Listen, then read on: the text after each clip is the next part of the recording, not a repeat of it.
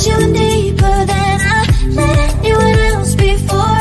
Filling up with my broken pieces, took them all and made them yours. Didn't know what my heartbeat needed, skipping out, no I can't keep score. When I lose my breath, boy, you got me breathing. Oh, every little thing you do, every time you hold me, take me higher, higher. Every little thing you do, every time you hold me, take me higher, higher. Oh,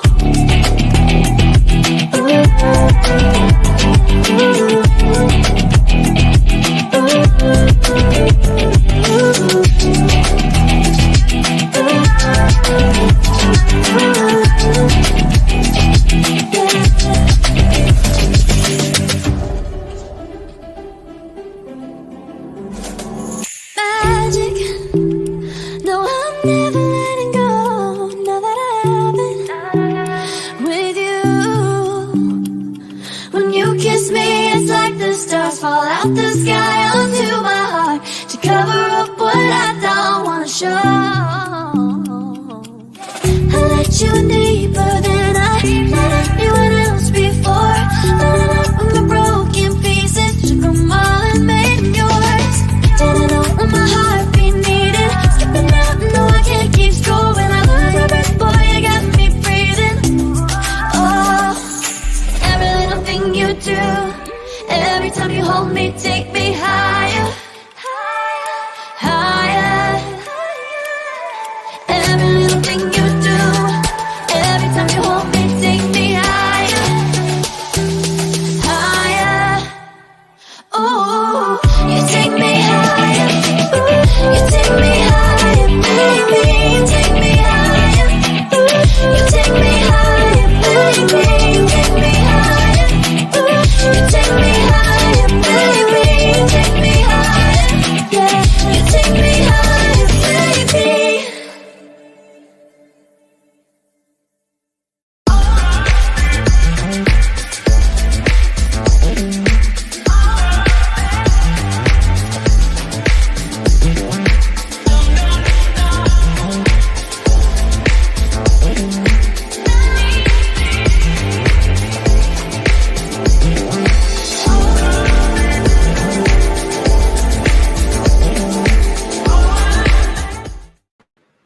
Welcome to Radical Truth to Power. I am your host, Marlon, along with Anna Hart, along with Diaz. And tonight's show, just to take a little bit of ease off of getting a little mentally prepared for Tuesday, we're going to do a little more Reddit stories. But I will tell you, I have to keep with the integrity of Radical Truth to Power. There will be one bit of political talk that we are going to have in the second hour. As a matter of fact, it's going to be a slight change.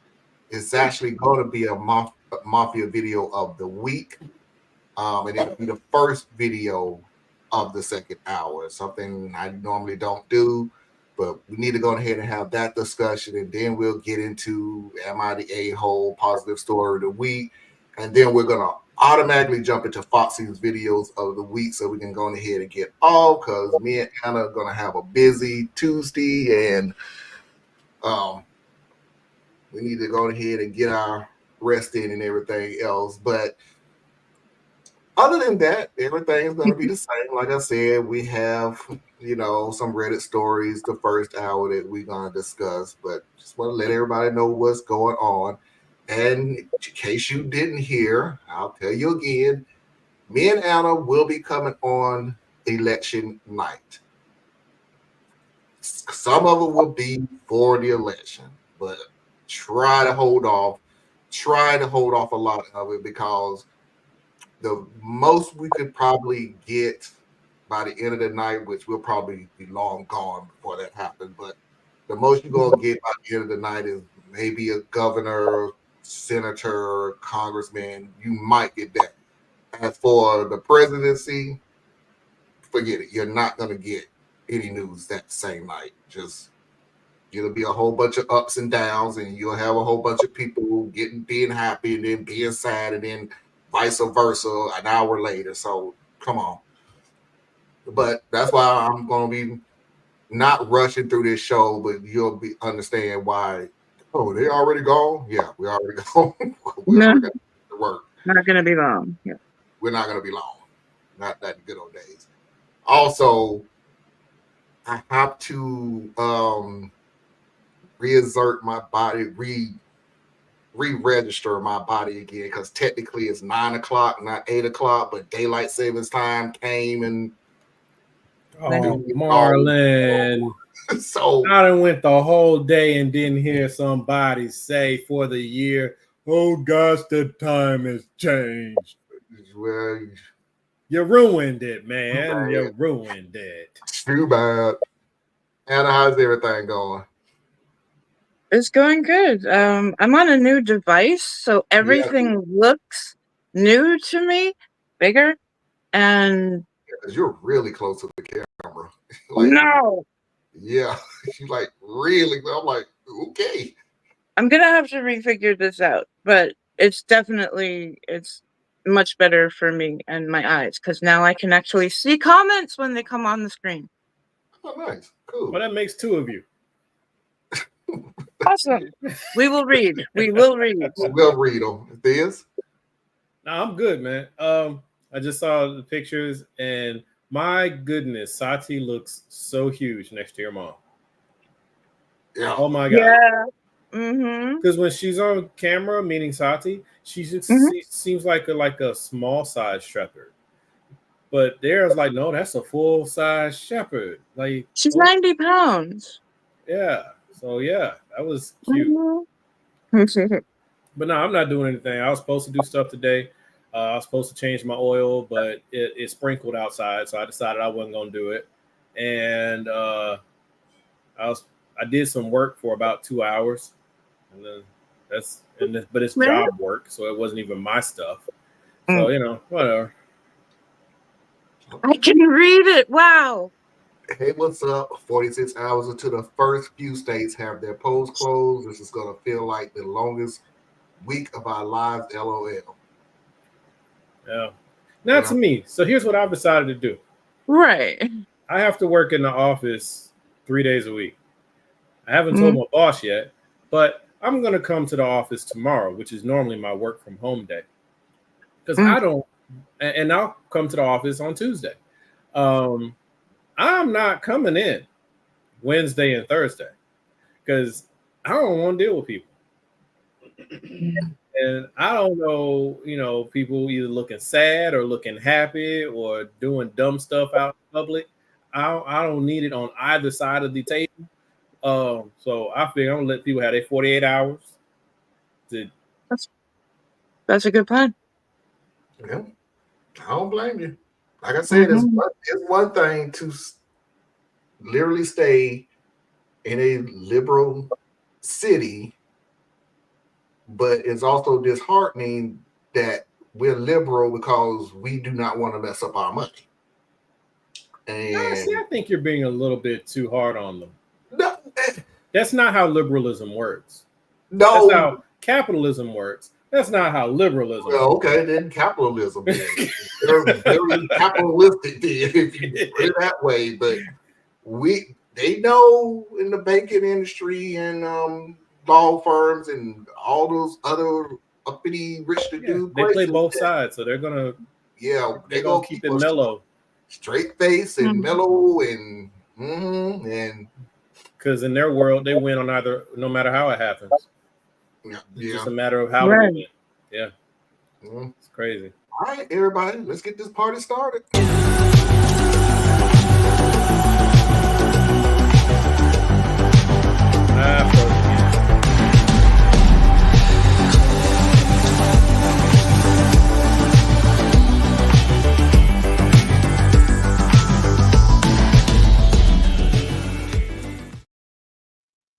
Why was I able to hear you? I heard you too.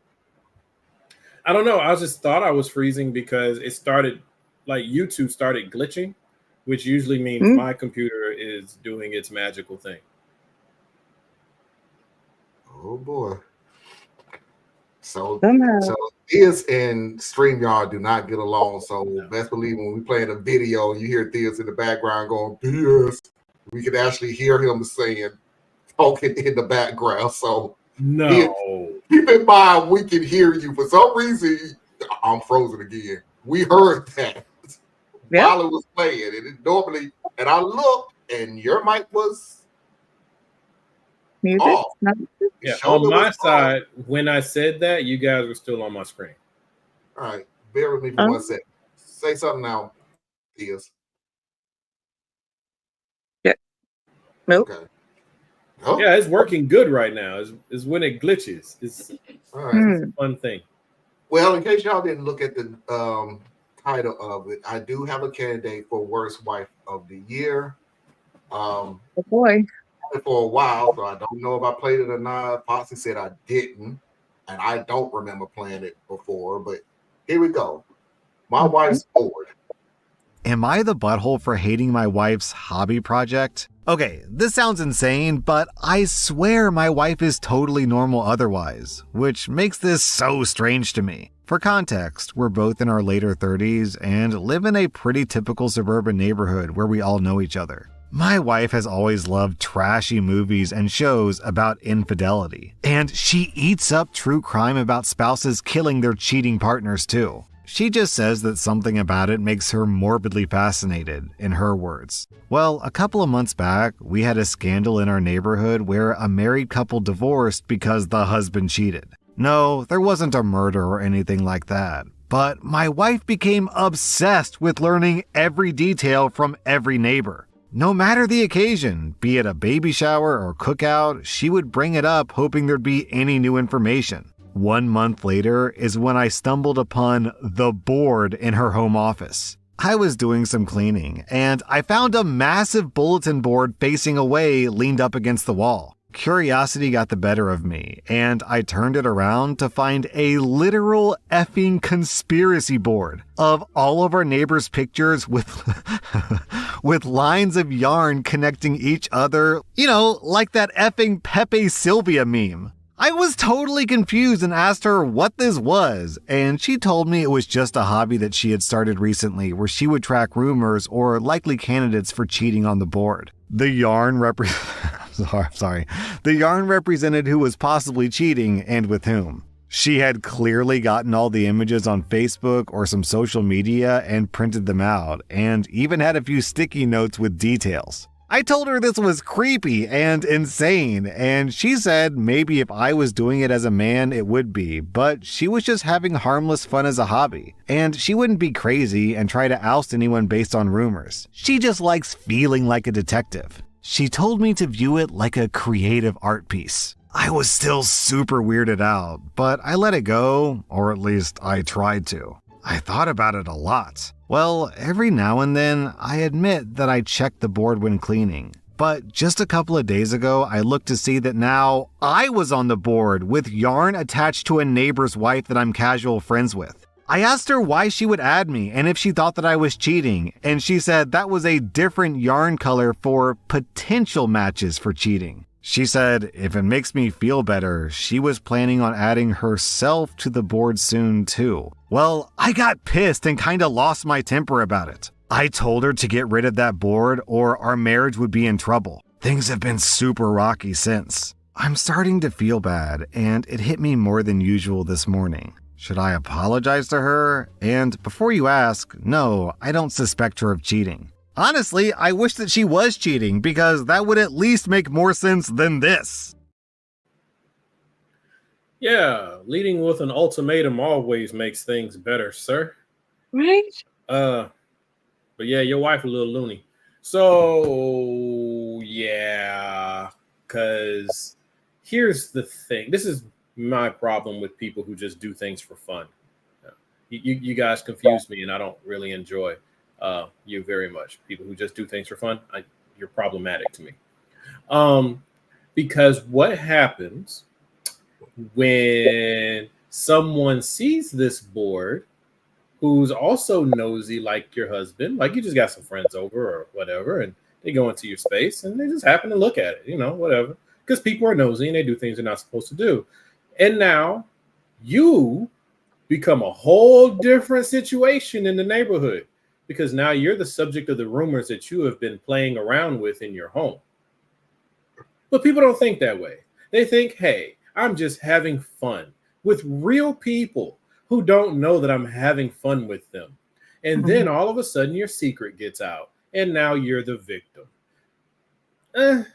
You are, because no one should have invaded your privacy, but you're also a booty wad because you're playing this game with real people.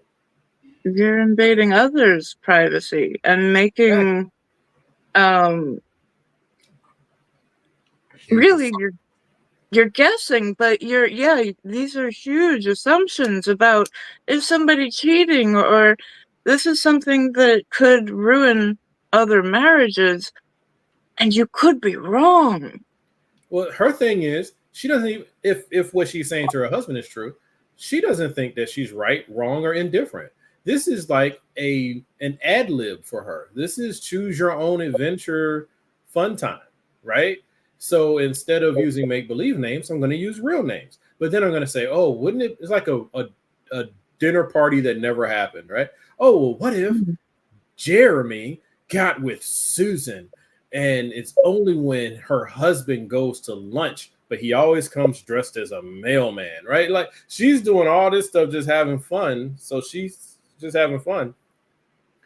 And in a way, that's just her having fun. She ain't hurting nobody. Until this. Now your husband saw it. And now you freaked him out. You have now caused damage.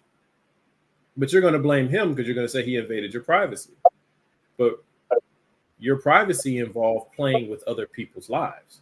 Yeah. So it's not like you just sat in a room and was like imagining things. You were observing your neighbors. You were like really coming right up to the point of stalker. Like you were right there. So, but worst wife, don't know, bro. This is more of bad person. Well, unless there's more to.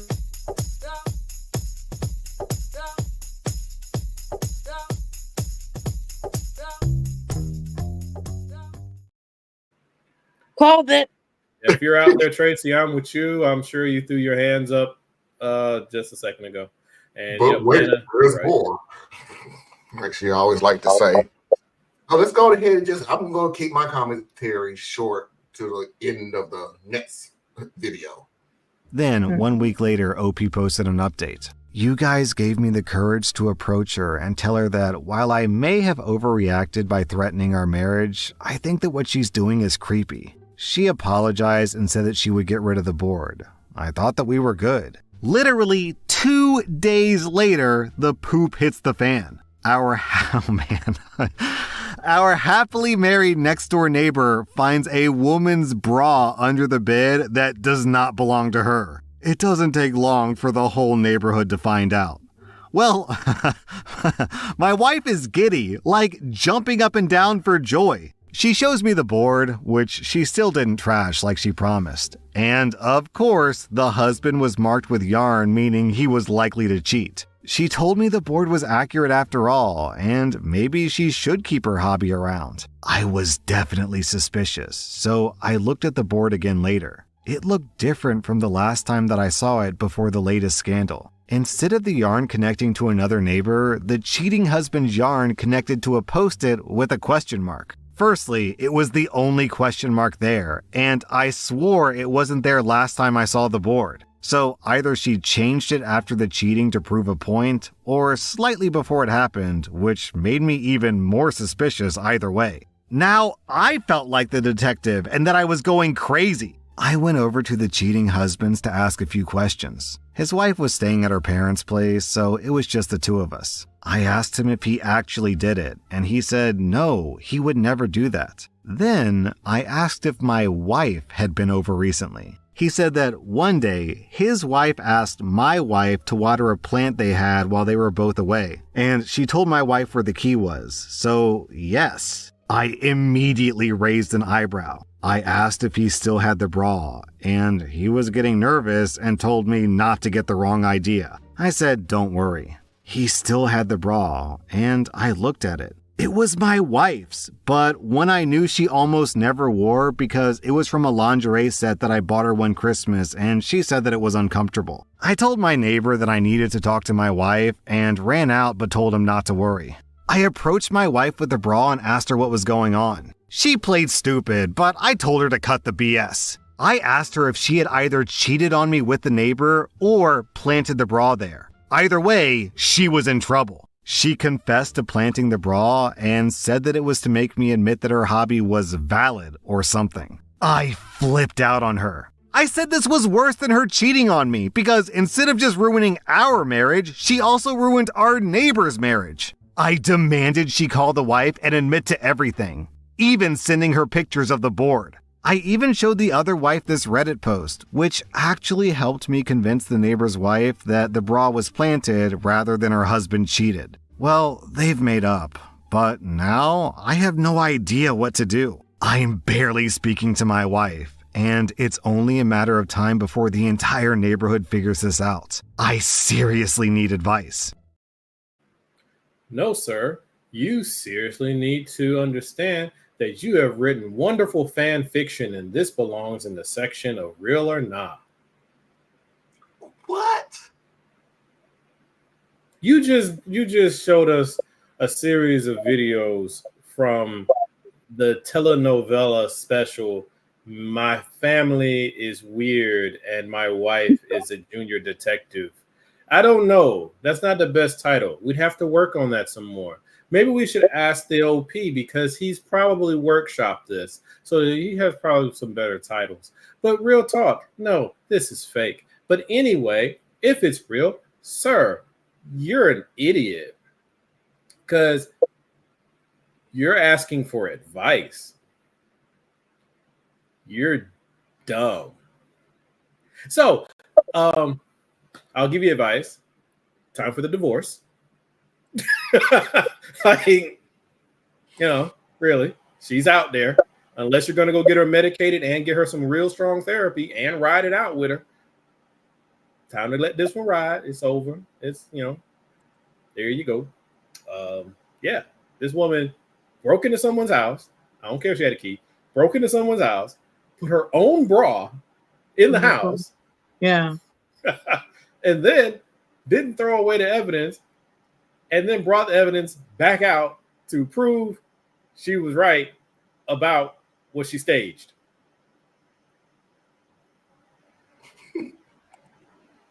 Did I get that about right? I'm just saying, this is actually decent writing, but I don't know that it could last a whole series. Like, I think this would probably get, it would probably get canceled after like 2 or 3 episodes.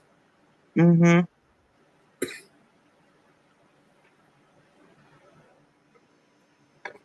I don't even know what to say now. On the assumption of it being real. That's just my assumption. My answer is, or my advice would be, I would be out. I literally would never be able to trust my wife, who would go to the extreme of destroying another couple's marriage so you could keep a freaking board. Like, it's so much deeper than the board, Marlon. So much deeper than the board. It is. So you can keep your little hobby. You would destroy a marriage. Like, This is not a hobby. This is an obsession. Yeah, she has crossed the line.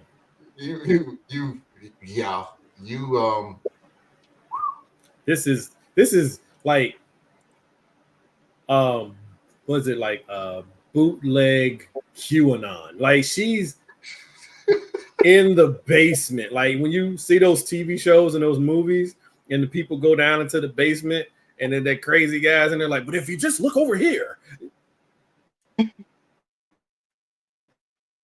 There are so many games that you could play that have the whole. Okay, I froze. You did. Oh, you did? Well, go ahead, Anna. that have a whole, you can set up a board in the game and you can be a detective. This, doing it with your neighbors, this is beyond tacky. This makes me worry for your mental health and everybody around you. So please get some help. I don't know whether that marriage can survive. If he really loves her, help her get some help.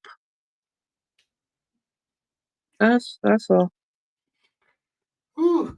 Okay, is she the worst wife of the year? No, No. Okay. I rate the I woman. don't think so. Okay.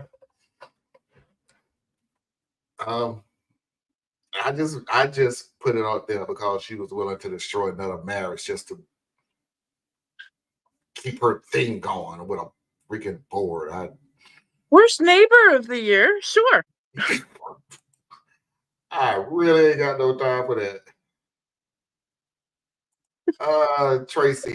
So the election is 2 days away, and no election talk. That's coming up in the second hour, and it's only one bit of talk, but we're doing it up the very first video in the second hour.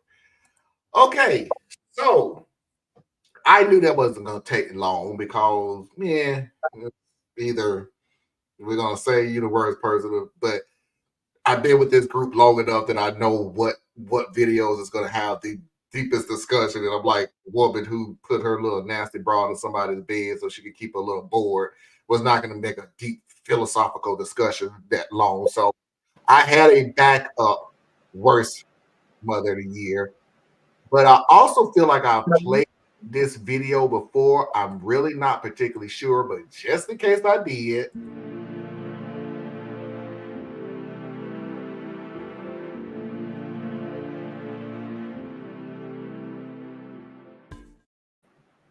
And I also know that if I have played this video before, it was way before I started to do worst of the year awards. So I know that for a fact. So here we go. I cut my stepdaughter's hair.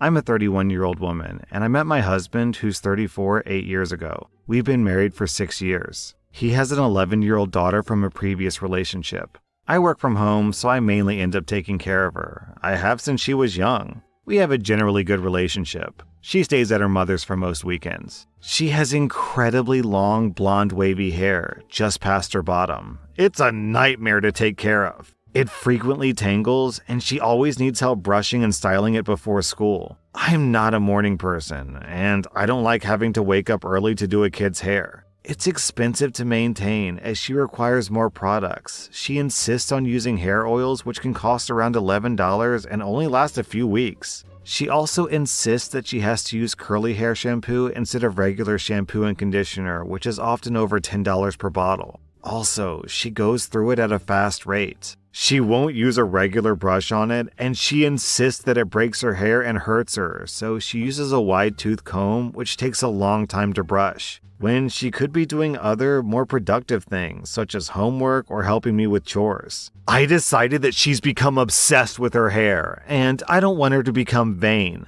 So I decided that it needs to be cut. I don't see it as a big deal, as I've always had shoulder-length hair, as my hair doesn't grow very fast and I get frequent trims. It's a lot more practical. I took her to the hairdressers as normal. In the car on the way down, she said that she wants to make sure the hairdresser doesn't cut too much. I politely explained that I would like her to cut her hair to shoulder length because her hair's become a burden. At first she thought that I was joking, but when she realized I wasn't, she started to cry. When we got to the salon, the hairdresser was reluctant to cut her hair due to the tears, but I explained the trouble that we have maintaining it, and I assured that cutting it would be best for her. In the end, the stylist agreed and cut her hair. The stylist braided her hair, then cut it. My stepdaughter kept the lock of braided hair that was cut off. Her hair is now just past shoulder length and looks a lot darker. The car journey home was silent. I offered her McDonald's, but she refused. She went straight to her room when we got back. My husband went up to see her when he got home and apparently found her on her bed sobbing, holding her old hair. My husband immediately called her mother to come and collect her, and as soon as my stepdaughter was out the door, he started yelling. Her mother also came in and gave me a mouthful. I explained my reasoning, but my husband wouldn't budge.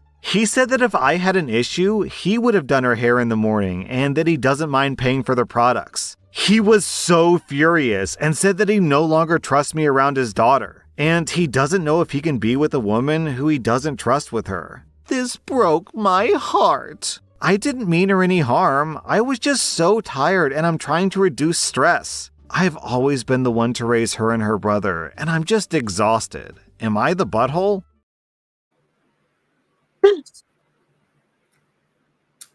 This one's way too easy. Mm. It's not your kid.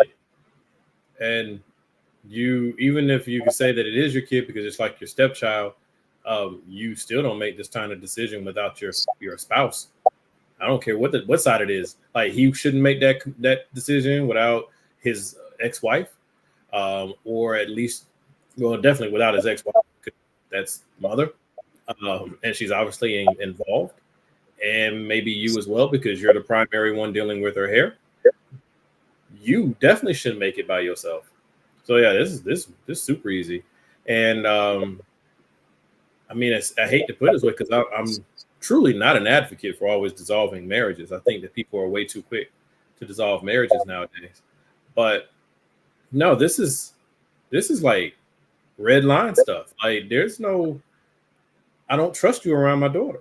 You know, I'm a girl dad, and I mean, there might be a difference here because I don't know what typical upkeep is for. Obviously, this is either a white or a Latina girl, but I don't know what that hair upkeep is like. But I know we spend a lot of money on product, so $20-$30 a month on product, that's nothing. So, this is way too easy, bro. Just you're right, man. Cut your losses and move on, because her entire rationale was entirely self-focused. Everything was self-focused. So yeah, that's a wrap. And you didn't go to the most easy access and ask for help. You went straight to violence. Actual violence. That little girl was crying. For some people, and in some cultures, your hair is your connection to spirit, to so many things.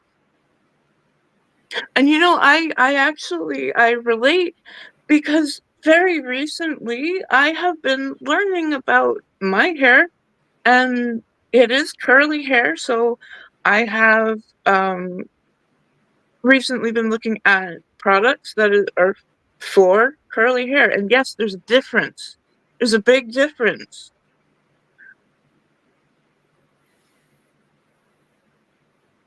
Just because you were fed up,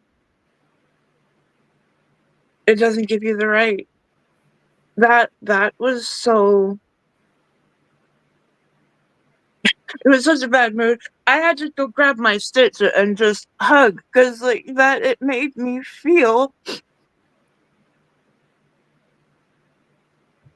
I would have raged on her. How dare you? How dare you cut my daughter's hair?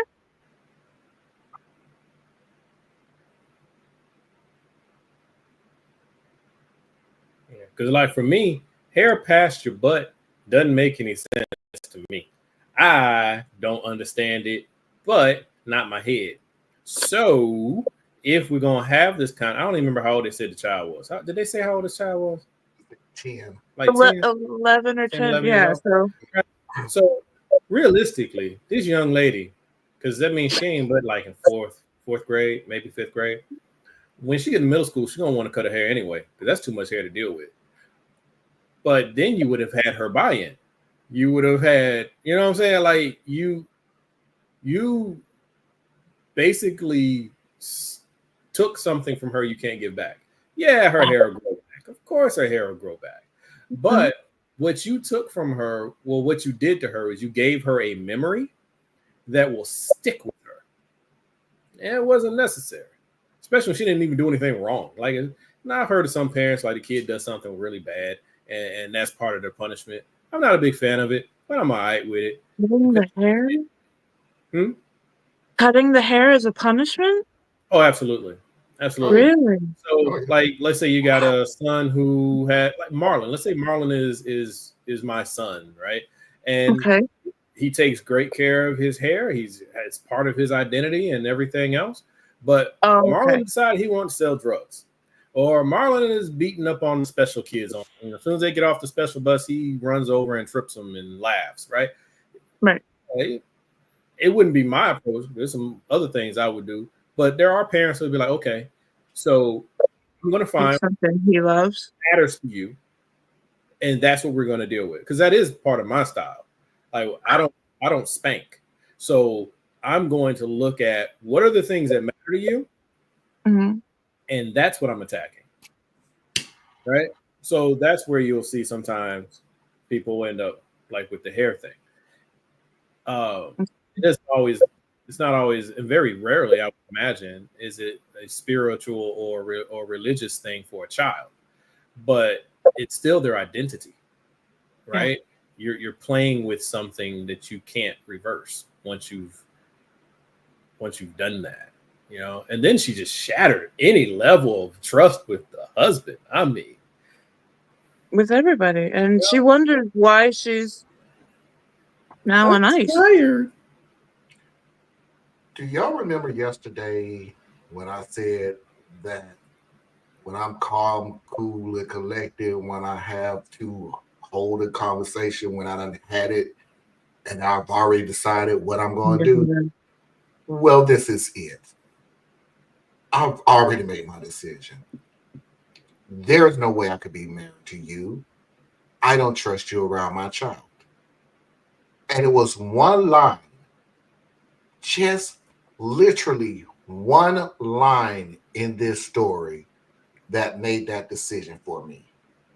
And that's the fact that that child was crying and you still wanted it done. Crying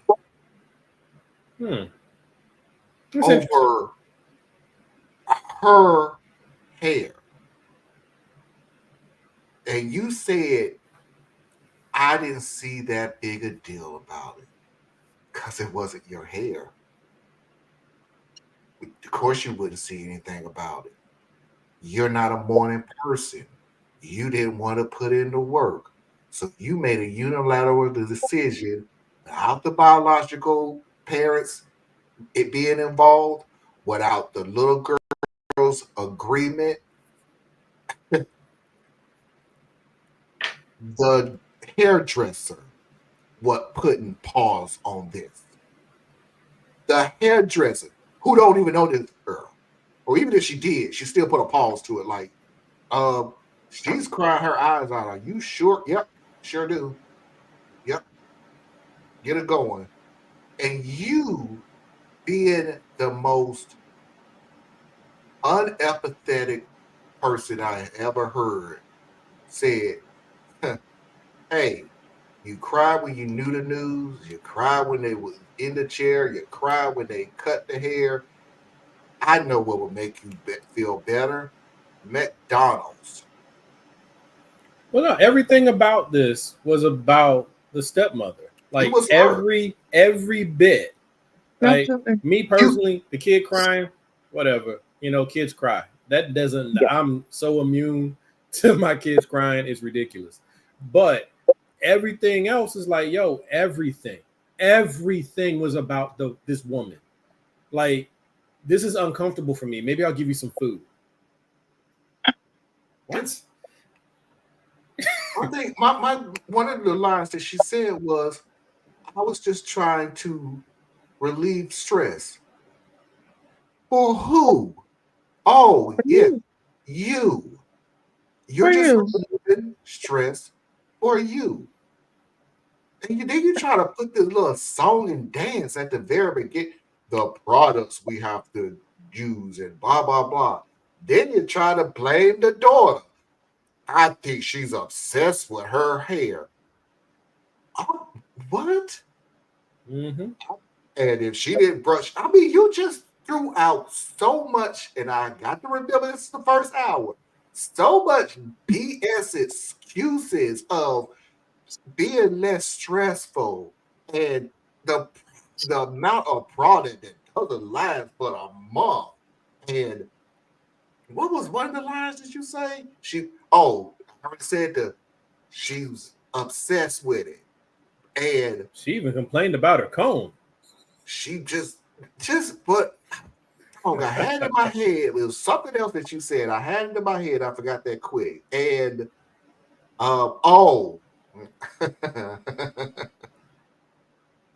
I think if she wasn't combing her hair, she could use her time more wisely, like doing homework or helping me with chores. Woman, is she brushing her hair for hours? Because honestly, I do not remember ever hearing somebody come home and immediately start brushing their hair before doing homework. The hair is already brushed. Morning, come home, do homework. What they got? You said it. She brushes her hair in the morning. She got homework in the morning. Why did she do it?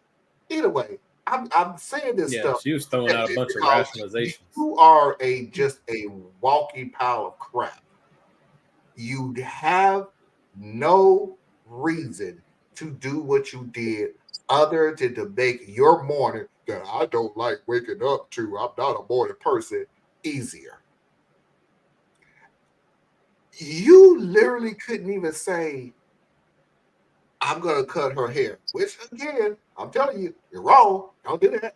But you can't even at least say, I'm going to cut it to the middle of her back just so I can have less to comb or something to that effect. No, I just want it to her shoulders. So at least she'll still look like a girl. No, her thing with that was even within that. Like I picked this up when it was playing. Even the length of the hair was about this woman because she cited, I've always kept my hair at shoulder length. Her hair. Like everything with this person, and we've all met these people. We've all dealt with these people. They cannot see beyond just themselves. You have shown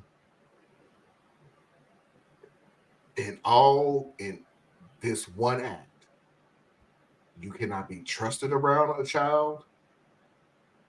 I'm with the husband saying, if I can't even trust you around a child, I can't be with you. I just can't. Children is one of the most important things in my life.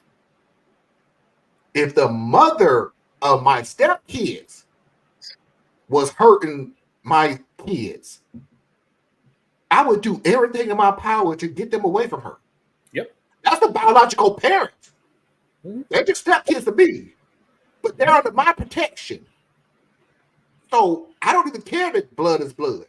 I'm getting them away from you because you are a detriment to their lives, and you really don't need to be in their lives until you have some great improvement. That's why I'm so obsessed with kids, man. And now this is me using my own personal experience to how I form part of my worldview. But you guys have heard me say it plenty of times. I had an amazing childhood. That doesn't mean I didn't have, bad moments and stuff, but I had an amazing childhood, and I want every child to have that.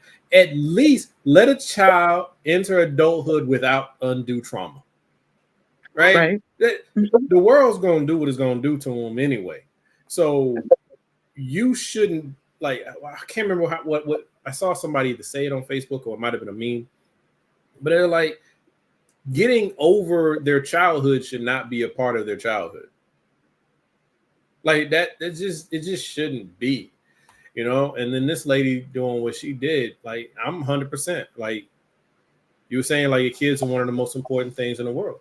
For me, just me, right? So this does not reflect out on the larger society, but my kids are the most important thing in this world. They're more important than me. So if you hurt them, there's nothing I won't do to you. I'll be 100% justified in my mind. Now the law won't agree with me, but but in my mind, I'm 100% justified. So yeah, that relationship's over. Like there's just no coming back because I see you differently. I see you differently, Right. and only that, my child sees you differently. Now, it'd be such a detriment. It will be such disdain to my child because my child is going to look at me and go, "Really? You're staying with her?" yeah, you didn't protect me, and you're not standing up for me. Right. Yeah, I saw that you cussed her out and everything, but she's still here. Well, no, he did the proper parenting thing. No, I mean he didn't curse her out. He didn't do anything but cuss her out. Oh yeah, we got to keep this marriage going. It's like, wait a minute. Mm-hmm. So what protection are you telling me? Like, now you just got out of your system, so let's move on because what? Vows? Like, no. Yeah, it's all the way around bad, man. It's bad. Now, granted, how you respond to this, here's where I'm gonna flip the page just a little bit. How you respond to this will dictate whether or not this is a traumatic event for her, because she's upset right now. She's a kid. Mm-hmm. Kids are incredibly durable. Mm-hmm. If you don't feed into this, and she sees that you are rectifying the situation, and whether it's the divorce, which I think is where you need to be going, but you might find something else. You might decide that you're going to go into counseling and you're going to be the one who gets up every morning with her, and you know, all these different things to try to mitigate some of it. That can help the daughter as well. It doesn't necessarily have to end in divorce, right? The daughter just needs to be reassured that this was a moment and that she will be okay, right? The hair will grow back if she decides it. You might not know. A week from now, the child might look in the mirror and be like, I think this is beautiful. You don't know, but it ain't up to you. Right. You know what I'm saying? So now it's all about how do we, this thing happen, what do we do from here? And I'm with what we're going to do from here is I had her before I had you, and I'll have her now, and I won't have you. All right, so candidate for worse wife, mother, or See, wife. I still put this in the mother because this is akin to me to the stepfather and stepbrother that snatched the baby's wig off. Right. I don't know why that one sticks with me because I think that's just the most horrible thing. It's horrible. They'll stick with you because they laugh. Then their side of the family laugh. Well, it wasn't even the laughing that sticks with me. It's me thinking of the mortifying moment that it happened. Like that's the image that plays in my head. The laughing is like until you mentioned it, I forgot all about that part. I just remember how I felt that she felt in that moment. I tell you why I said about the laughter. It was an older kid playing a toxic joke on the younger child. Younger sibling. And I could see him laughing. Haha, it was a prank, bro. But then to have older generation thought it was funny too. So it's not like anybody in the older generation would have been, what are you doing? That is so wrong. No, they so toxic, they went along with the joke. It's like, I'm sorry. So every last one of y'all, in 2-3 generations, I don't even know. Father, that's the second generation. Grandparents, that's the third generation. With us and uncles, that's still It's one of them. Yeah, second. Look at the third generation. But either way, all that generation thought it was funny. Like, Yeah, no, I feel you. You're 100% right. I was just saying for me, why I zoom in on that one. But anyway, would it be in the worst whatever? I will figure. I don't know. No, it might be. I mean, it might be a candidate. Depends on what else you show up with. It's definitely worse than the daily with the board with the yarn on it. You know, for her, it's like, you know, I'm chalking her up to a hobby that turned into an obsession, like Anna said, which has now become a mental issue. So she need help. Of course, if that was my wife, she would no longer be my wife. So her getting help wouldn't be my responsibility unless we have kids together. Then I'm taking the kids and then I'll see if I can help you get help, but I ain't going to be part of your help. All right, I'm going to go ahead and put it in there just in case. But anyway, everybody, that is our first hour. I know we're a little early, but if you was at the top of the hour, you'll realize why. Yeah, we're about 9 minutes early. We're 9 minutes early.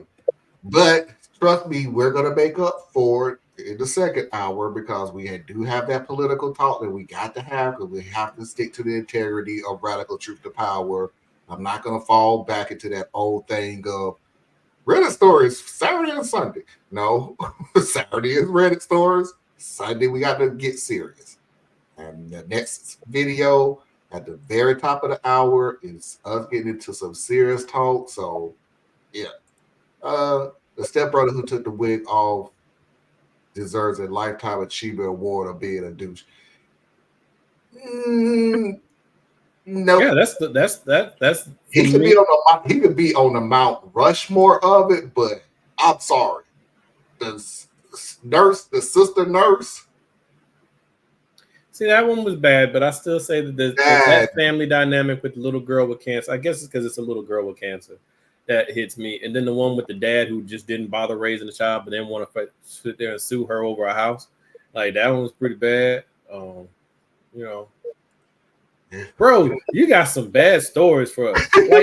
Like the granny who kept insisting that man was like poor and homeless and he was just trying to do his job.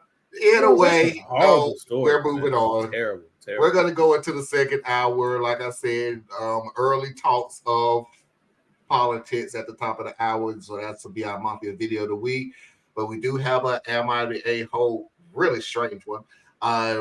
Positive story to read, which is really funny and cute, but it's really funny too. And we're just going to jump right into Foxy's video of the week. 3-minute break to reboot and refresh, and we'll see everybody on the other side. Stay tuned.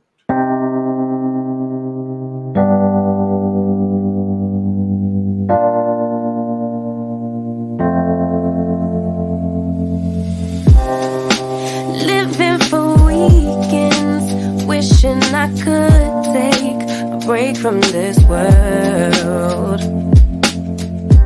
running on a hamster wheel, but searching for something I can't feel. I just wanna be a lost girl and fly, take a breath, feel my wings spread, levitate above the ground and make eye contact with clouds.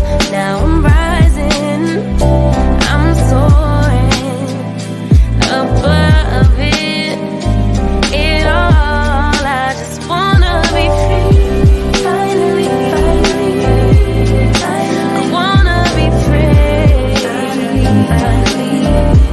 I wanna be free. Finally, I wanna be free. Finally,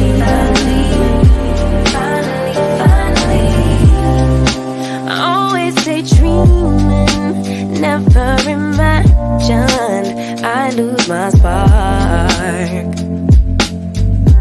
Living in this crazy time, putting back the pieces of my mind. I know how to run from the dark and fly. Take a breath, feel my wings spread, levitate into the clouds. I'm so high above the ground, I'm rising.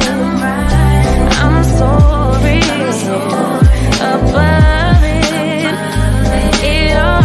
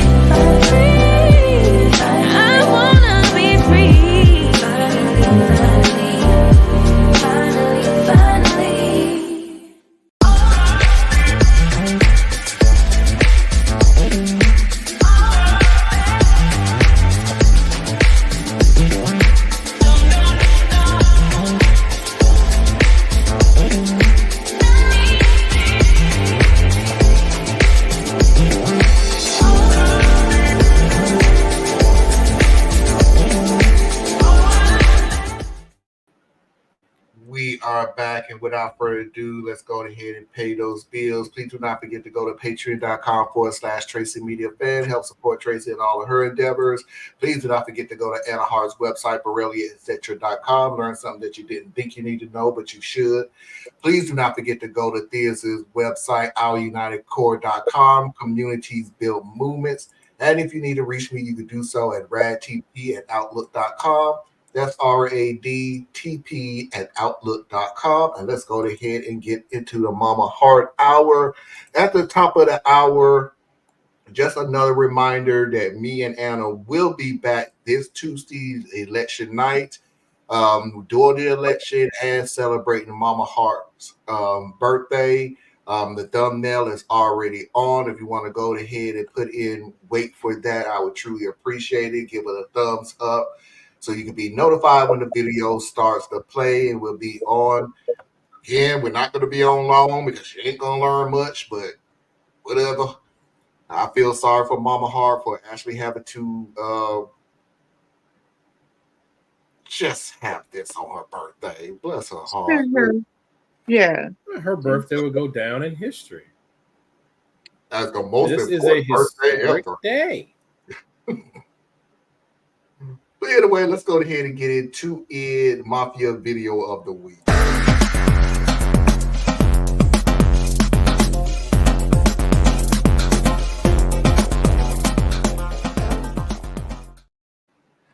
I wanted to show this video because we talked about it, or our message. We really need a vacation from each other. Me, Anna, and Thea's talk after the show. We text each other after the show, after the talk, after the show, and everything else. But either way, I did just send a text about the earlier voter count that happened so far. We don't know what the count is for. We just know there's a number to the count. But we don't know who the voting is for. We just know how many votes there were. Right. Okay. So when I woke up this morning, I looked at the video, and I went, there's more to that than what I was just saying. I just heard that part and send it to you guys. But it also became really fascinating to me about this. So I'm going to go ahead and play the video. This is Belle from Bo of the Fifth Column, Bo's wife. Early voting demographics and what it would mean. As the early votes come in, the results aren't known. But there is some demographic information that comes out. At the time I pulled these numbers, about 68 million votes had been cast. Party registrations were about as expected.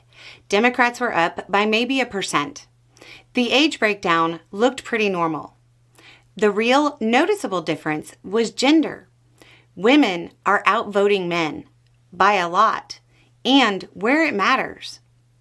Nationally, only 44% of the early votes are men, 54% are women, 2% are unknown. That's a 10-point difference. Looking back at more than 40 years of data, women always vote at higher rates than men, but it's normally about a 2 or 3 point difference. Once or twice, it has been up to a 4-point difference, but not a 10-point difference. There's no way of knowing whether or not this trend will hold, but this could be a whole lot of unlikely voters showing themselves. When you look at the swing states, the picture is pretty much the same. In Georgia, 56% women, 44% men, 0% unknown, 12 points. North Carolina, 55% women, 44% men, 1% unknown, 11 points. Michigan, 55% women, 45% men, 10 points.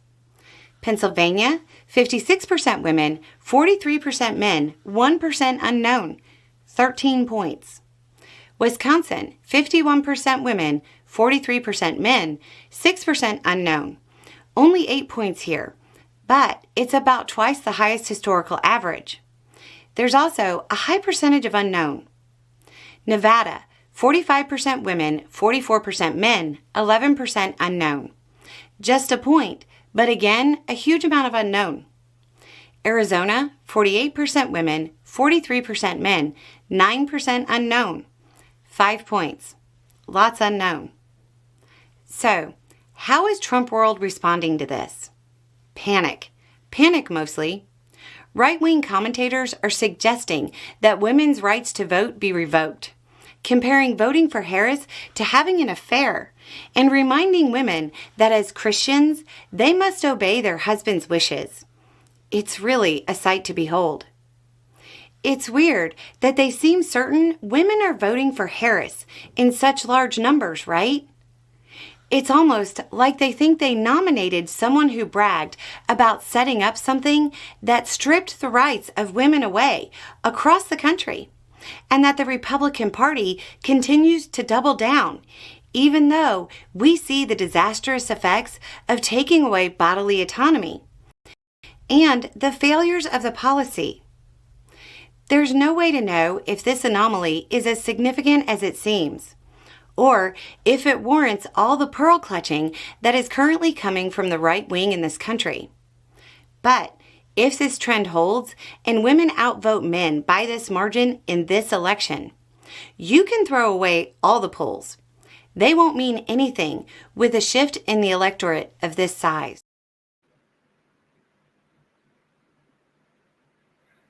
Oh God, Diaz, you pick up on some of the most unimportant part of a video To you.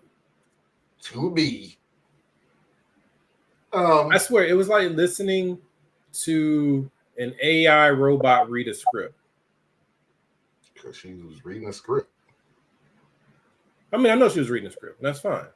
But that's what it felt like.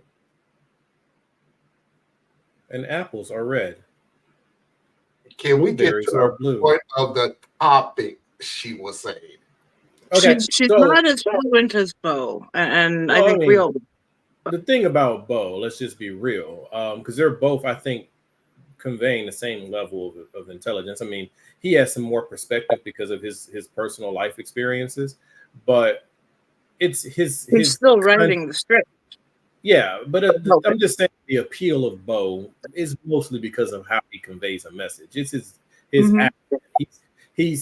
It's a pretty popular or effective trope where your accent implies a lack of intelligence, and yet your intelligence is undeniable, right? Like Yeah.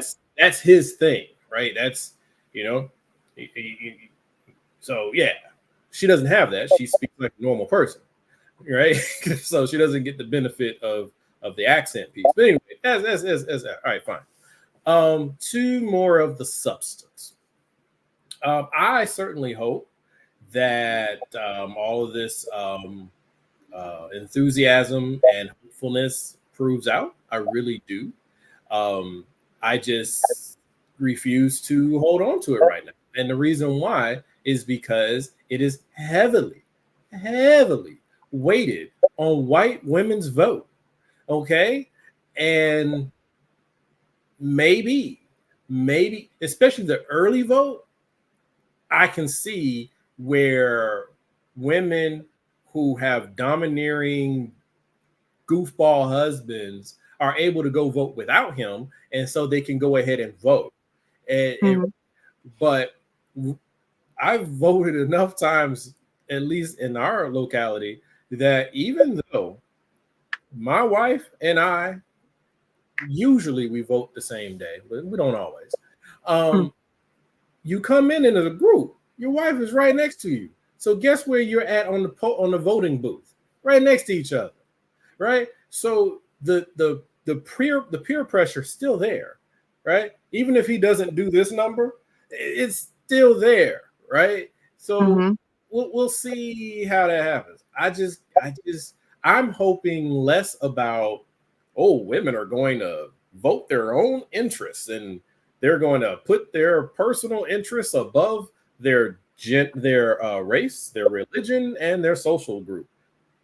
Yeah, whatever. If they do that, great, because this is a big deal. And if there is a time to do that, this is one of those times, right? I'm really hoping more along the lines of the crossover Republican vote showing up. That's what I'm more interested in, because there is talking about how there's a lot more registered Republicans voting early, and they don't typically do that. That leads me more and makes me a little more to say, well, those are a lot of your crossover voters, right? Go ahead, get it out of the way, rip the Band-Aid off. Here we go. Get their vote in, and they'll find a way to deal with what comes next and get a stronger candidate for the next round. And they'll probably vote a bunch of crazy Republicans into the Congress, right? But I think that's probably a heavier piece of it. What I do not like, and it wasn't in this video, but it's part of the overall discussion, what I really don't like is that big media, whatever, lazy media, continues to put way too much weight on what Black men are doing and what the Middle Eastern or Arab community is doing. Way too much weight. Stop scapegoating us, all right? Mathematically, we are not going to be your problem. We're just not. Even if every Black man decided that they were going to vote for Trump, that's 5% of the population. That's a huge number, don't get me wrong. But you're overlooking more, 80% of white men?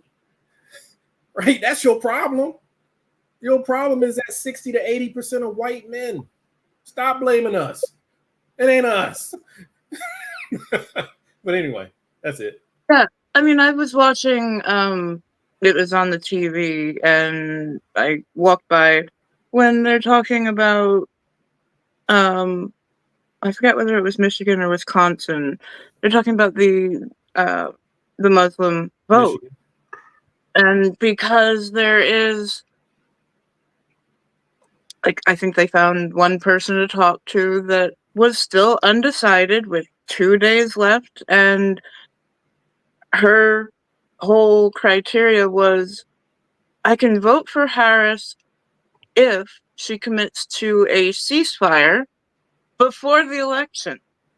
Right. That was 3 days away. Yeah. She can't do that. It's like, once again, I come to the question of what is under the president's purview? What is their the limitations of their job? And even if you are a part of the incumbent team and the vice president still does not have a whole lot of power. They have almost none. Yeah. Over policy, especially. So yeah, it's. I do wish people would get more realistic about dead on what they're voting for. But what's Parker saying? It gets clicks online. Yes. Online to speculate about minority communities shifting towards Republicans. Remember in 2022 when Lindsey Graham, that bastard, said if Herschel, he didn't say that, I just had that word. If Herschel Walker wins in Georgia, that means you're not racist. Yeah. The classic, I have Black friends. But no, you're 100% right. And it's just so frustrating for me. And then the thing with, they do the same thing with the Arab community and with, in a way, women, this go around, that they do to Black people. Like, how could you not do such a thing? And it's like, yo, real talk. That's a valid point, right? Like, but here's where people are missing. In this particular election, Donald Trump is not specifically attacking Black people. Okay, what he is doing is worse. It's what that dude Van Jones once said about Reagan. It's not that Reagan was a racist. Reagan simply didn't care about you, right? So we're not even in the math. We're in line for the second hour. Are we second hour technically? Okay, we're in line for the shit. Okay, But Yep. we're not the priority, right? The priority, which is what I need the women to hear. Hopefully, I think you guys do, because there's a lot of really great podcasts out there that I've been picking up to. Man, whatever, Tracy. That they really should. I hope they pick up on, as a lot of these ladies have been pointing out across the internet, is they're not just coming for your bodily autonomy, right? So for a woman who is pro-life, coming at her about the abortion argument, it just ain't gonna move her, because she's attached to something larger. It's her morality, or whatever her worldview is, right? But that's just one piece, ladies. The other part is they don't want you to have control over your vote. Okay, Yep. You got people saying that you should do what your husband says. All right, so now we're taking away some more of your authority. Then you also have this exact same movement. They don't want you having a career outside of the home if you still have children in the home.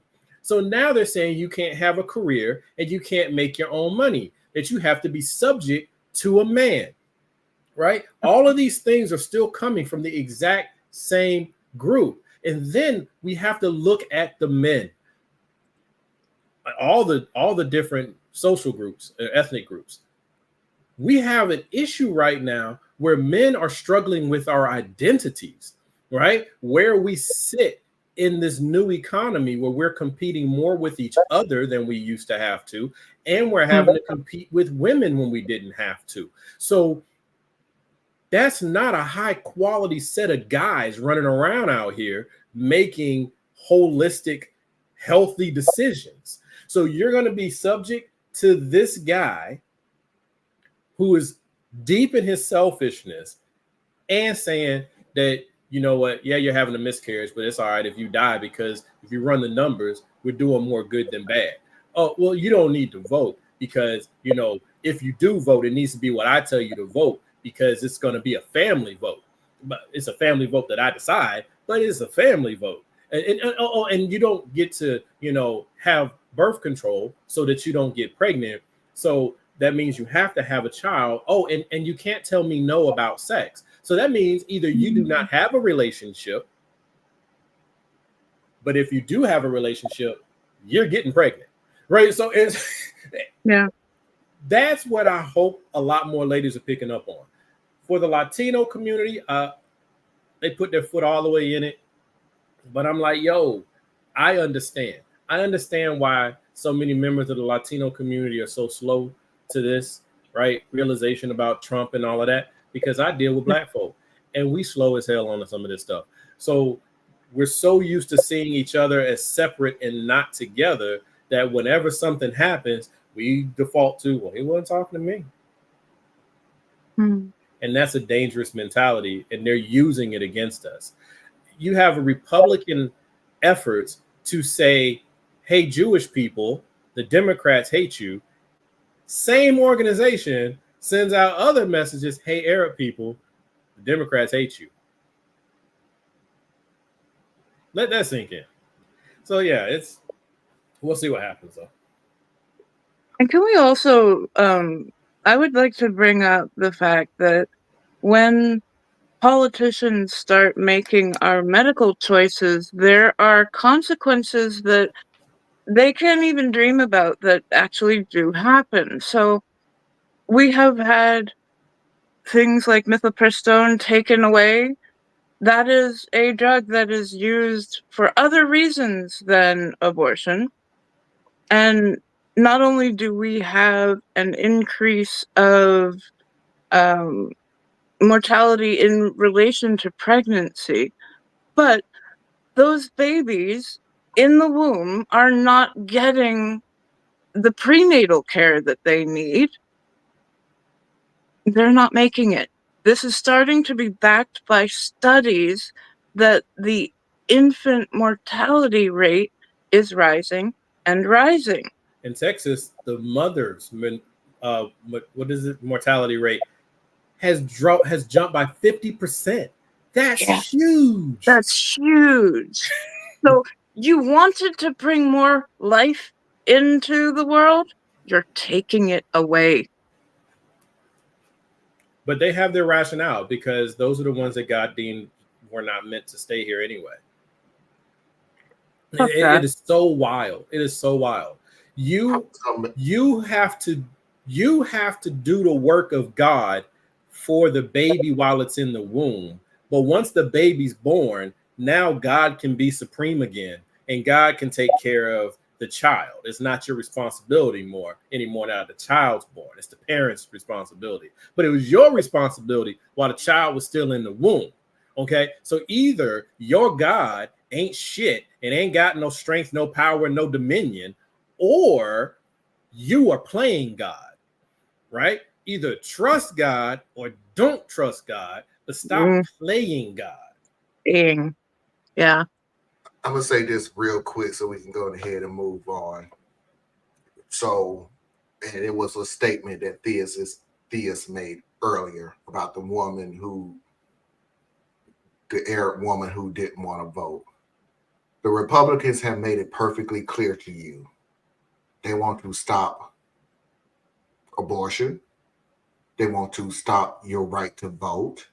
They want to stop everything for body autonomy. They want to stop your decision making. I'm talking to the women out there. They want to stop your decision making. They want to stop you from having a career. You notice the one thing they never said that they wanted to stop? They never said they wanted to stop the war. Not once. Name a candidate. I mean candidate. Several candidates. Isn't Trump the one who doesn't start new wars? But yeah. But the ones that are happening, I'm giving you such a wide broad when I say any candidate, presidential, governor, lieutenant governor, mayor, anybody. But Marlon, I always tell you, from an American point of view, they want to stop you from doing all the things that was already given to you. But when it comes to the war, they're silent. Jill Stein says that we shouldn't have the war. So there's your candidate who says that. Yes, she is receiving funding from questionable sources. Yes, she doesn't have a governing strategy. Yes, she has no way of winning. But she is playing a particular role because she's willing to be the carve out to say, if you are anti-war, vote for me. But here's the thing. If for some strange reason, which is impossible, I'm telling you, it's impossible, not just improbable, it's impossible for her to win this cycle, she can't stop that war either. She could come out and say, Congress, I will not authorize you to send any more funding for weapons. Okay, first of all, that's not in your authority. Right? You can send more. You can't stop anything from happening, though. Right? So, no. Right? So we're not playing with a full deck in many of these cases. I understand being anti. I'm actually for anti because we need those voices that push against the machine. You need them. But be honest. You can't do the things that you're even saying that you want done. And in fact, if you play it out a little bit, you don't even want the things that you say you want done. You say, I want the war in Gaza to stop. And then when someone asks you how, you have nothing. All you have is stop sending weapons. Okay, then what? Nothing. Okay? We want to stop this assault on women's bodily autonomy. I agree. How? Oh, well, I haven't yet to hear that. I've yet to hear the how. Honestly, I haven't heard the how.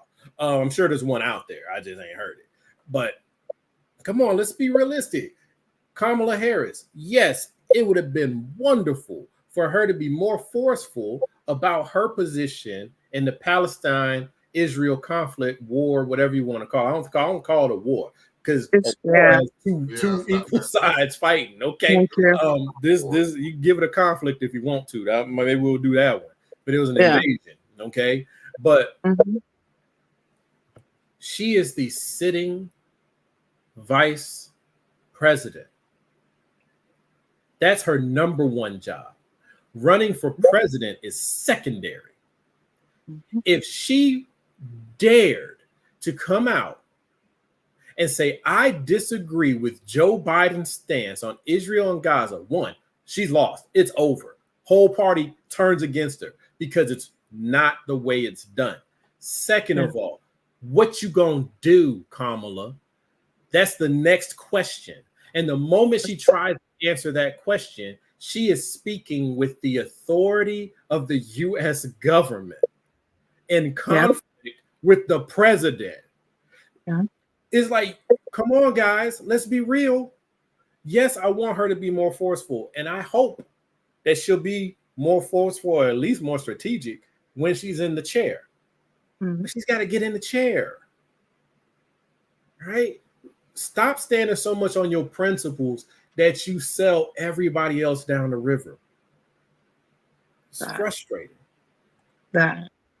If you want, y'all should give a quick final prediction of who will win before the end of the show. I predict Kamala Harris will win. But am I overly confident? No. But I predict that she'll win. She has everything that leans in her favor. But then it gets sticky. If she doesn't win by enough points, we will deal with the Supreme Court. And if we have to deal with the Supreme Court, we're screwed. If we have to deal with the House of Representatives, we're screwed. So that's my prediction. Sorry. I'm just piggybacking off of what you said, Theas, because I've said this plenty of times in group chat. I don't think I said it out loud. I think Kamala Harris will win. I think it wouldn't be enough of a percentage to what I want it to be, because I said I'm sick of MAGA. I want MAGA to go away. And the only way that's going to happen has to be a landslide. And I haven't seen any numbers that said it's going to be a landslide.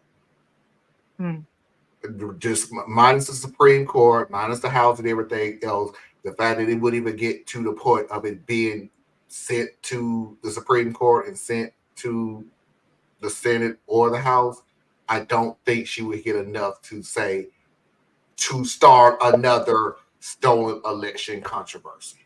I mean, that's gonna happen. God, that's gonna happen. Yes. I just, it has to be a freaking landslide for it to just be done. And I'm not seeing that anywhere. I'm seeing, like everybody else, 1 or 2 points here, 1 or 2 points here, 1 or 2 points there. I'm not going to get I'll get half of my wish. Harris will win, but we're going to have to go another 4 years hearing this crap. Well, the funny part about all of that is Harris can win. And really, like, if the ladies are showing up like we suspect that they are, and their votes are going the way that we hope that they are, she could have a massive popular vote win. But we have a system that keeps races from being blown out, right? This is not 1980, okay? The states are more polarized now than they've pretty much ever been. So there's a fix in the machine that will, even on a big win, will look like a small win, and that's enough for them to play games. Republicans have a 75%. And that's wild. And that's wild. Amazing to me. Like, they say that they have this high percentage because of how the states line up for who's good enough for, election in this particular but it's still wild. This is where the Democrats truly failed. They truly failed. They focused so much on Trump that they allowed the rest of the Republicans to not wear the stigma, right? Like, we're focused on like Trump and like 5 names, when no, it's the whole. Froze it before you even say anything. Sharing this mantle of disgust, but we didn't do it very well because the Democrats hate, we don't want to be too controversial. Okay. And Tracy, MAGA was straight up act the fool if Trump lose. I think they'll act the fool regardless. Lindsey Graham calling. You're gonna act the fool anyway. I will say this.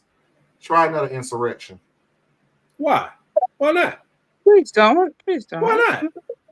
I'm just being real. I'm not saying like I hear what No, you're I don't. saying, Anna. You're right, but I'm just saying, why not? What's the dude? What's the dude? The If dude lives will be lost, who's the guy who's over because the FBI right now? The guy over the DOJ Merrick, should have been Merrick Garland. What he gonna Merrick, do? What he gonna do? Huh? What he gonna do? The man took forever to do what he did. The insurrection won't look like it was. They will not look like it was, y'all. Remember what they did with Gretchen Whitmer and they planned the kidnap? And see, this part of the story was so underreported when the insurrection went down. They were at multiple governors' mansions and state houses around the country. They weren't just in Washington. It won't look like the last one. These folks are ready to nut up for real. One of the flashpoints that really kind of, I hope people caught, Asheville, North Carolina. After that horrible hurricane and the severe flooding, you had militias running rampant to the point they were pulling aid workers out. Those are the same jokers that you will see after this election. They're the same ones, and they're all over the South. So it's like, I don't think people are ready for what the FBI is going to have to deal with. If Trump wins, then Biden is going to have to assert martial law. Would he do that? Absolutely not. He won't do it. If he did, it'll be so late, it'll be difficult, which means that the states will do a hodgepodge of trying to get their National Guard activated. But significant parts of your National Guard are also in militias. And so you have, or their brothers are, or their cousins are. So it's rough. And if Trump wins, Biden will try to be conciliatory. Harris will try to be conciliatory, even though first people he's coming for, because he already said it, is them. All right, let's go ahead and cut it here because I brought the sunshine. It has nothing to do with that. It's just the fact that we're probably going to be holding more conversations like this in 2 days. Well, yeah, y'all will. Yeah, I'll holler at y'all in the chat. Yeah, you'll be giving us paragraphs to read. Theas, why don't you just come on the show since you already sit here acting like you already on the show with these paragraphs of information? Very well. I will keep my comments to the minimum. You won't. When the Insurrection 2.0 meet up with the original Insurrection in prison, I'm imagining what that conversation is like. Well, that would be a nice thing, Parker, if they do all end up in there. Right. You got headphones in, Anna? No, I do not. Positive story of the week.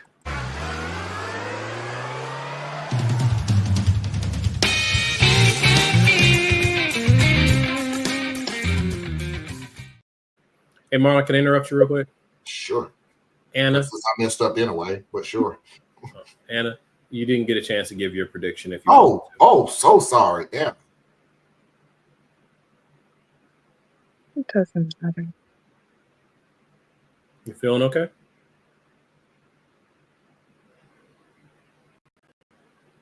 You sure? It just doesn't matter. Go ahead. All right. Sorry, messed up. Am I the a-hole?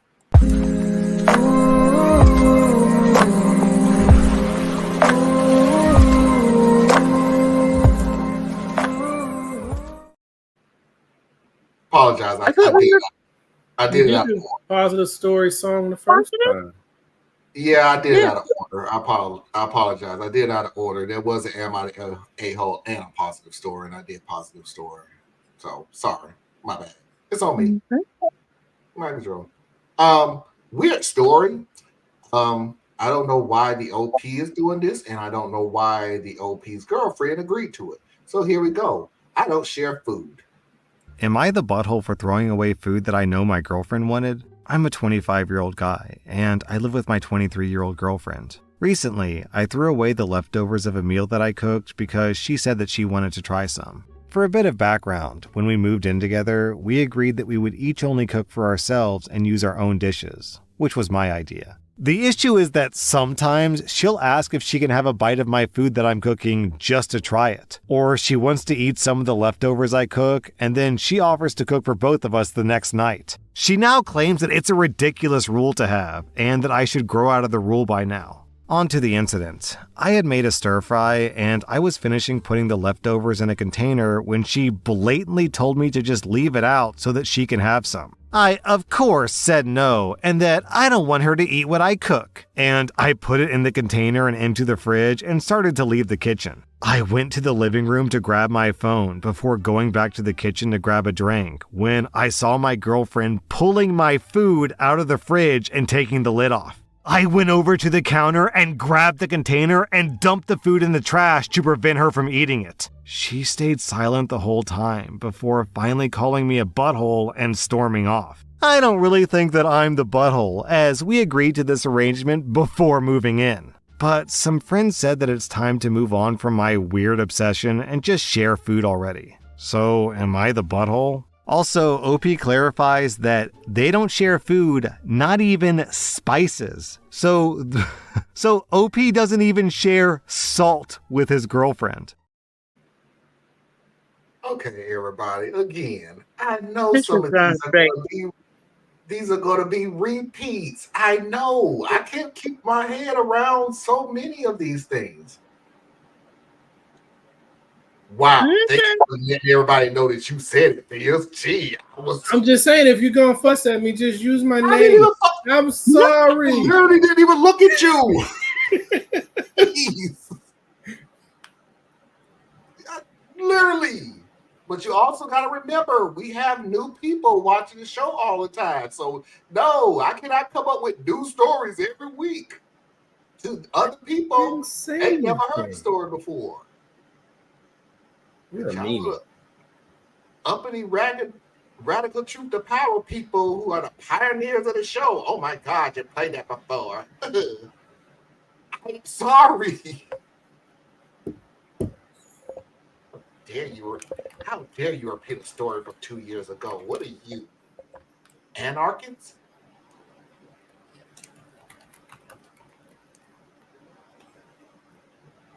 We only roll.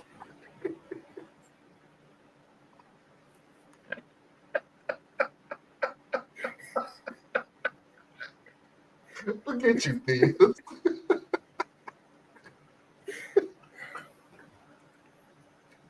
You know what? I don't even want to talk about it. Positive story of the week.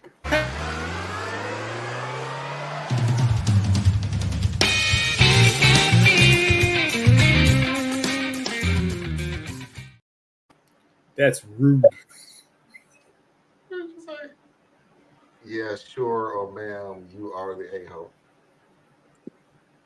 I don't know why you agreed to this decision. I don't know why you want to do this. I wouldn't agree to it to begin with. You would sound weird to me telling me that we each cook our own food. I don't know where you was going with this. So This sounded more nah this time around than last time. it doesn't even make any sense to me. What was the point? Yeah, okay, let's do it like that. It may be a nah, because it's like you could not say to me, oh, by the way, when we move in, you cook your food, I cook my own food, and we don't share food at all. Like, not even spices. not even spices. Like, that doesn't make any sense. That's kind of weird. And no, I'm just not gonna move in. That's simple. Sorry. That seems like a waste of food. Really? So, anyway. Okay. Anyway. Let's go ahead and get into this little. Yeah. It's, to me, is such a cute story. And I'll tell you at the end why I said it was, but this guy has held a family secret for 25 years? I've been lying to my family for 25 years. I guess it's time for me to come clean. Not because I feel too bad for what I've been doing, but because it's possible my oldest son is on to me. I have 3 kids and a wonderful life. For more than 25 years, our family has loved doing puzzles together. Since we started, I've done something that may seem unsavory to people that don't understand the joy of putting in that final piece. To ensure that it's always me, whenever we start a new puzzle, I take one of the pieces and hide it in a green sock that's at the bottom of my dresser. Whenever we get to the very end, we all, once again, lost a piece, and we all search frantically until I'm the hero who finds it. Well, this past Sunday, we got to the final part of the puzzle once again, only this time there were 2 pieces missing. We began searching, and it may be my imagination, but my oldest son gave me a look. It was a half smirk. I think he's on to me. Derek, if you're reading this, I have more patience than you do. I'll hold my peace forever if I need to.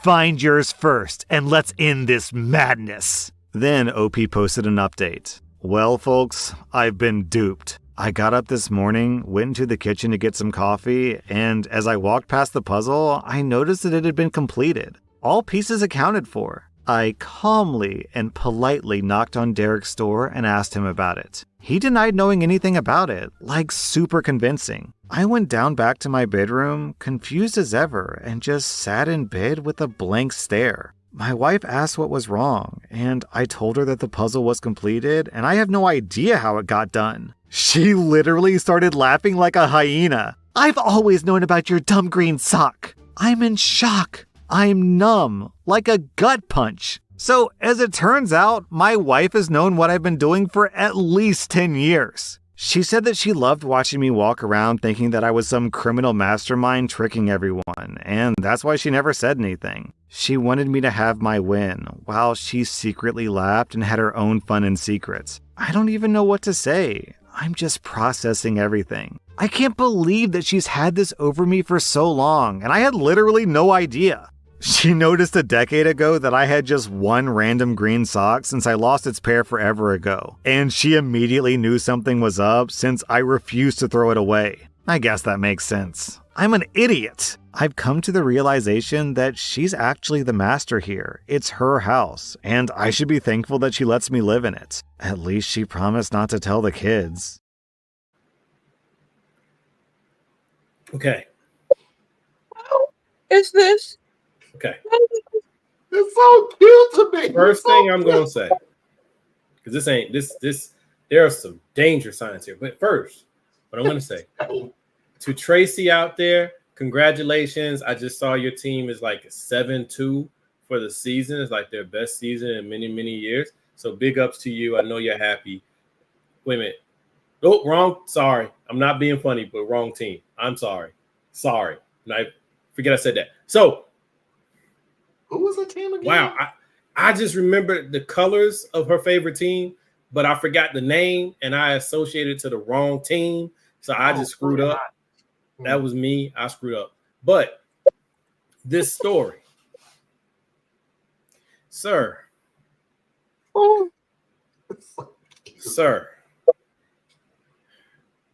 first you use an idiot. Okay, that's first thing. You is an idiot, sir. But here's what you need to be worried about. Your wife is probably one of the bravest, most intelligent people you'll ever meet. Not only does she go through your things in such a way that you can't tell someone else went through your things, but she keeps inventory of the things you have. Which now that one's pretty common because my wife kind of knows everything I have as well. But I don't think she goes through my stuff. Your wife does. But the clincher, this is what makes her so incredibly powerful. And I understand your statement about you really work for Frozen. her and you're happy. She's willing to touch. Am I back? You're back. You're back. You're Am I back. here? Okay. She is willing to touch and inspect the mismatched sock. That's a brave woman. She has a teenage son. She knows the danger of the sock, but she still was checking the sock. Oh my god. You got a tough one, bro. You need to tighten up and just understand that she's letting you live. She ain't scared of nothing. Wow. Mm. Wow.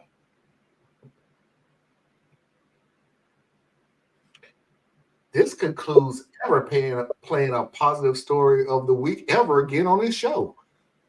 Why?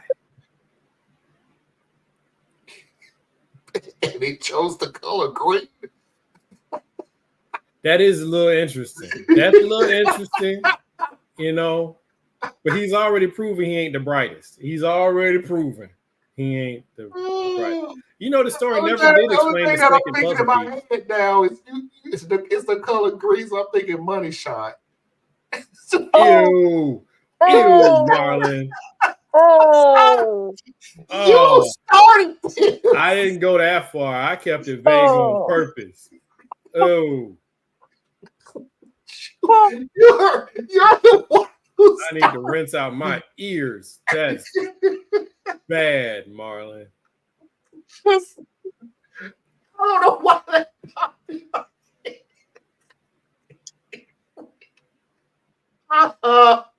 But I guess it makes sense why he would take the puzzle piece and put it in the sock, because it helps him with his memory. Like, you know, with memory, you often do a little trick of association of terms, right? So the puzzle piece is a part of the code of the puzzle, and the sock is where he often has part of his code, so he can associate the two things. There you go. Now, where's the second puzzle piece come from? That had to be the wife, right? I think that was the wife that took. So that's like next level diabolical. I'm done with this. I'm done playing this game. So yeah. He needs to check. Her. She wouldn't use a sock. Check the vegetable drawer, sir. You need to check the vegetable drawer, or anything that like where you would normally put batteries. It might be underneath the door of where you normally keep certain types of batteries. Is that way you find her hiding spot just like she found your spot. Oh my god. Do we have any Foxy videos of the week, Marlon?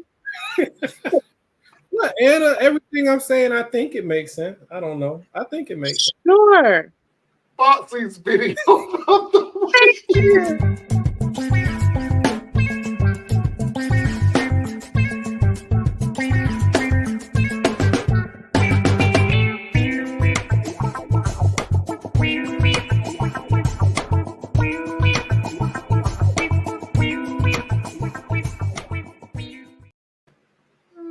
Ooh, can I make a really bad taste joke?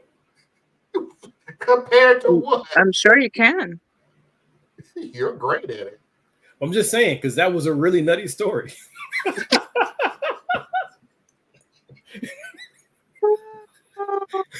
Okay. Fuck me. Oh, fuck me. As one of my favorite voiceovers says, "Fuck me, Dad." Whoa, what? What? I'll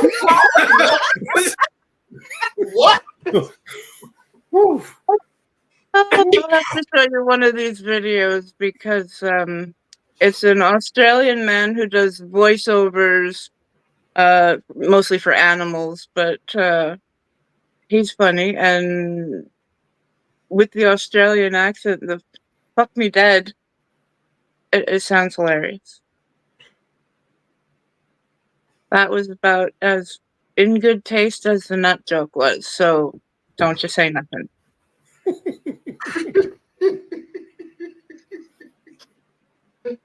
I guess all three of us made inappropriate jokes on this particular story because Marlon started it. Marlon started it. Man, he was It's your fault, bro. ringleader. Yeah. My show. Puzzles. I mean, why would you need to put the last piece in to the never mind. Video, Marlon, please. And then he runs the same play year after year. So now his child, see, the kid probably got a green sock too now. I wonder what color the kid picks. Blue? White. Red? No, white would have a different purpose, I imagine.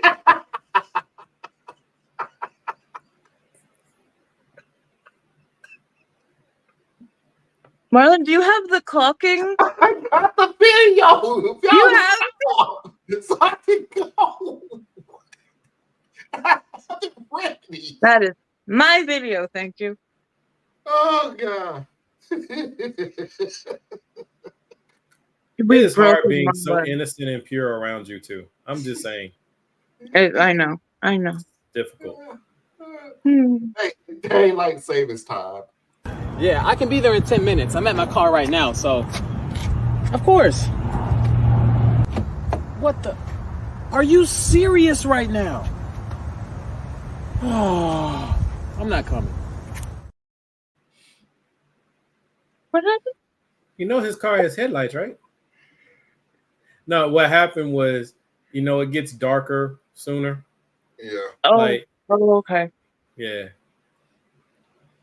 Boom, 5. Okay, now I get it. Yeah. All right. I mean, actually, it's the opposite at this particular season point, but that's how it felt like when you go forward an hour and it messes everything up. Yeah. And yeah. It's funny because it's like I have a weather app on my phone, and it actually has the when sunrise and sunset is on the phone, what time it is, and it's always 6:30, 6:35, 6:31, something like that. And then I realized daylight savings time, so that was 5:30, the time I get off work, that the sun's going down. It's like, oh, really? It's still 6:30, but because you pushed us back an hour. But is it? See, the time has changed so many times that is it really 9:46 or is it really 10:46? 46. It's really 10:46. But then when daylight savings flips the other way, you will have recalibrated and you will feel like the time is the other way around. I told Foxy this. I'm going to get some fantastic sleep for the first week because my body's going to be adjusted to, I got an extra hour of sleep. The second hour, my body is now adjusted. See, you're a night owl, so it affects you different. Yeah. I'm what I guess the other term is a lark, right? I'm the early person. So I'll be fine by tomorrow. Like it's like I don't recognize anything because when the time changes, I'm in deep sleep. So when I wake up, all right, so the hour changed. All right, cool. I wouldn't even know if my wife didn't tell me. Next video, dude, just do it. From the store? No, I'm not doing it. Nah. You've been home all day. You mad lazy. Just go and get it yourself. Hello? Nah. Hello? Lamar? Lamar? Yeah.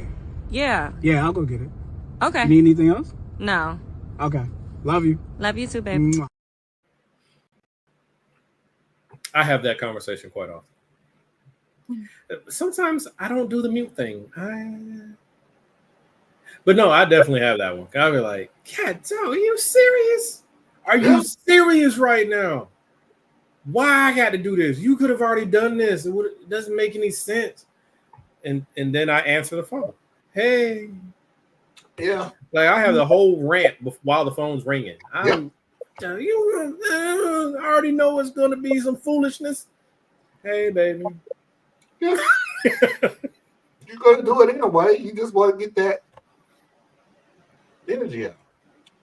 I learned my wife told me this not long after. No, it was before we got married. She was like, because I'm hard to argue with. So I know, surprise.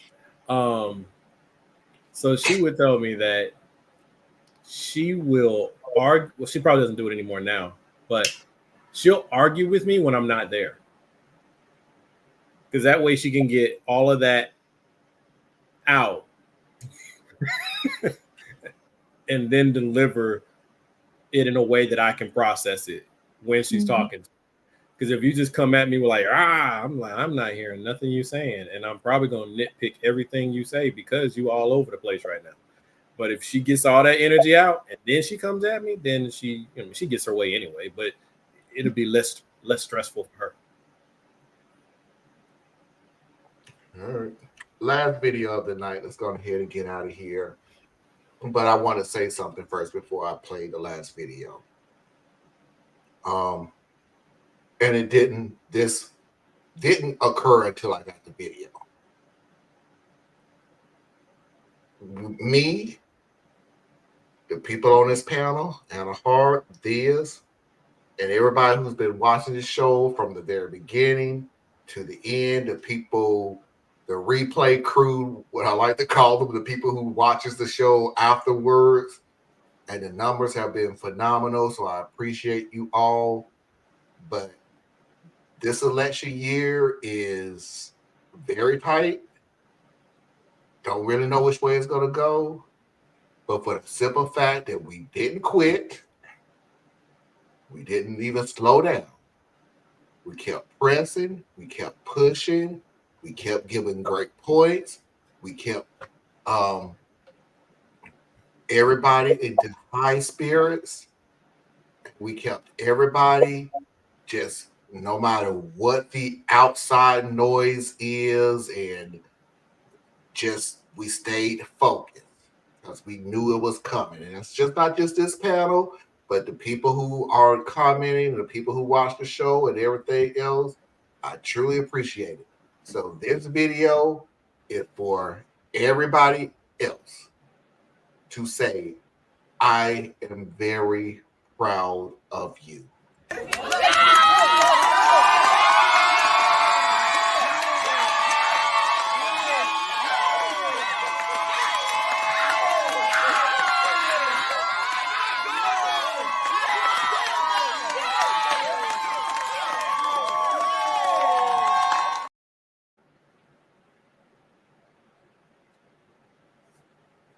Yeah, thank y'all, everybody.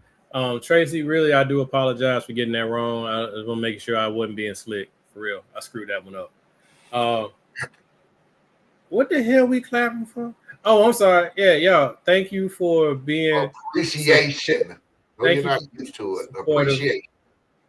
No, legit. Thank y'all so much for being supportive. You make all this so much better. And then rocking with this panel has been great. And if your boy wins in this election, then I don't have no more political commentary for none of y'all. I ain't saying nothing no more. We can talk about puppies or kittens or some shit, but I'm full resistant mode after the election. I'm kind of, I'm full resistance mode if your boy wins. Other than that, I'm really focusing more on some of my other work if old girl wins, because stuff got to be done. And I've learned a lot about in my adulthood. It's one thing to know the things because you read about them and you study them and things like that. But being at this age and experiencing this era in time over the last 10 years, the last 5 years that we've been kicking it, 4 or 5 years, I've learned a lot about myself, and I've learned a lot about this country, and I've learned a lot about just people. And yeah, we kind of suck, y'all. So I'm gonna focus on some other things besides politics. I mean, I'm still gonna be on it because that's what I do, but not like I have been, man. Because y'all just take care of yourselves and take care of your families, man. Because no matter how this election runs, emotions are running really, really high. And one of the things when emotions run high is when they come down, right? So frozen.